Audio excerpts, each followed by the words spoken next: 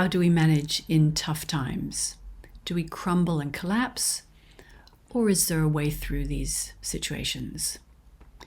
Today's philosopher is something of a superhero who found his way through extreme adversity and continues to inspire us today. He is Epictetus. Sometimes people call him Epictetus. He lived from around 55 to 135 AD. He was a Stoic. The name Stoic derives from the first Stoics who used to have their conversations and discussions in a building called the Stoa. Now, if we all have within us a philosophical toolbox with, different ideas and thoughts, we probably all need some stoicism in there to get through life smoothly. So what was Epictetus' life like? He was born to a slave woman in what is now Turkey. As a teenager, he was trafficked west to Rome and sold as a slave. He had always a problem with his one leg, and either he was lame from birth or it was broken, either in an accident or deliberately, and never set properly. Either way, he was disabled for life. Now, when he arrived in Rome, he was bought by a secretary to the Emperor Nero, who we know for being rather capricious and erratic.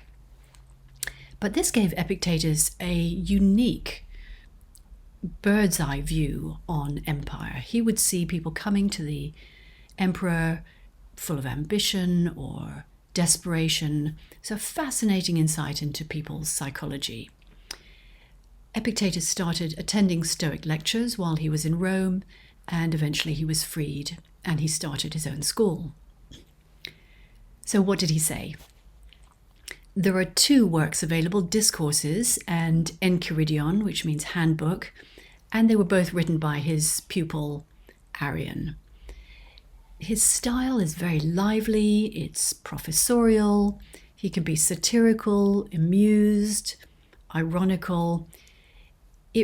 These works read like a live transcript of the actual meetings that he had. And I find when reading his words, my back kind of straightens and you feel the power of his personality, which is electric, even across nearly 2,000 years. So what was it that gave Epictetus so much power and energy? The thing he begins with in both works, Discourses and Enchiridion, is distinguishing between what we can control and what we can't control.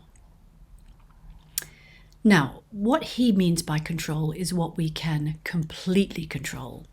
We probably think there's a whole range of things that we partially control or we have some influence over, like traffic or weather, whatever. We can't control those.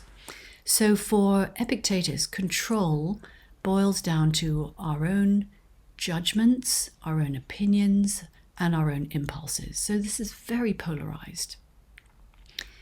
He says we need to be really clear about this distinction and use our power of will, even when facing extreme events, to manage what we can control, our own opinions and so on. He gives the example of being put in chains and facing death. And it's worth remembering that Epictetus himself will have faced extreme events. So these are not just empty words on his part. So let's take another statement. It is not events that disturb people, it is their judgments concerning them. So what is he saying here? Events are in some measure actually neutral, but we make judgments on them. This is good and that is bad. This is what I like and that is what I don't like.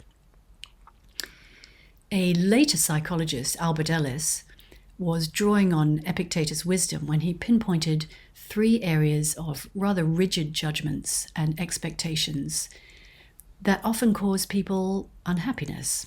So firstly, he says, we often expect ourselves to perform outstandingly well at all times.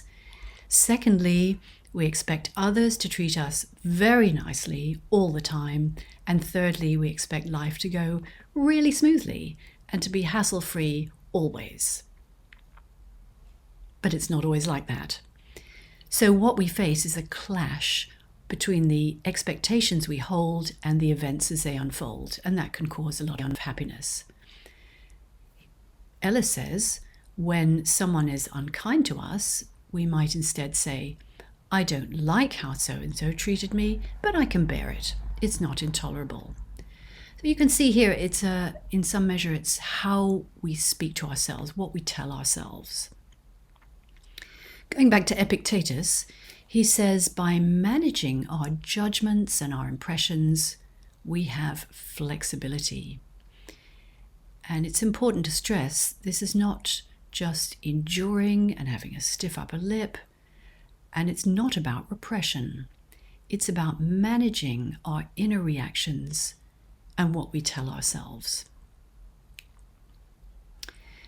Epictetus said, the essence of philosophy is that a person should so live that their happiness shall depend as little as possible on external things.